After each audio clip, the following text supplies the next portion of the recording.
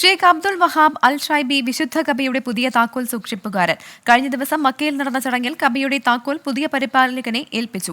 പ്രവാചകന്റെ കാലം മുതൽ അൽ ഷൈബി കുടുംബത്തിൽപ്പെട്ടവർക്കാണ് താക്കോൽ സൂക്ഷിക്കാനുള്ള അവകാശം.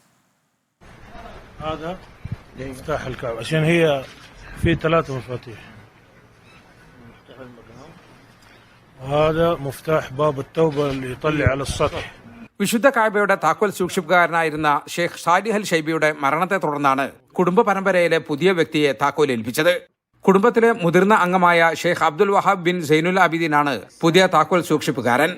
ഇന്നലെ മക്കയിൽ നടന്ന ചടങ്ങിൽ ഷെയ്ഖ് സാലിഹ് അൽ ഷൈബിയുടെ മകൻ ഷെയ്ഖ് അബ്ദുറഹ്മാൻ അൽ ഷൈബി കാബയുടെയും ഇബ്രാഹിം മക്കാമിന്റെയും താക്കോലുകൾ ഷെയ്ഖ് അബ്ദുൽ വഹാബ് അൽ ഷൈബിക്ക് കൈമാറി. കാബയുടെ 78ാമത് പരിപാലകനാണ് ഷെയ്ഖ് അബ്ദുൽ വഹാബ് അൽ ഷൈബി. ഭരണാധികാരി സൽമാൻ രാജാവിന്റെയും കിരീടാവകാശി മുഹമ്മദ് ബിൻ സൽമാൻ രാജകുമാരന്റെയും നേതൃത്വത്തിന് കീഴിൽ ചുമതല ഏറ്റെടുക്കുന്നതിൽ സന്തോഷമുണ്ടെന്ന് ഷെയ്ഖ് അബ്ദുൽ വഹാബ് അൽ ഷൈബി പറഞ്ഞു. മുഹറം 15 നടക്കുന്ന വിശുദ്ധ കഅബ കഴുകൽ ചടങ്ങിന് ഷെയ്ഖ് അബ്ദുൽ വഹാബ് അൽ ഷൈബി ആയിരിക്കും വാതിൽ തുറക്കുക. മുഹറം 1 നടക്കുന്ന കിസ്വ മാറ്റൽ ചടങ്ങിനും ഇദ്ദേഹത്തിന്റെ നേതൃത്വമുണ്ടാകും. പ്രവാചകൻ മുഹമ്മദ് നബിയുടെ കാലം മുതൽ ബനി ഷൈബ കുടുംബമാണ് കഅബയുടെ താക്കോൽ സൂക്ഷിക്കുന്നത്.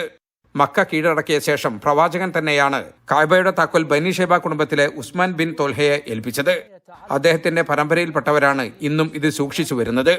ജലീൽ കണമംഗലം, 24 ജിദ്ദ.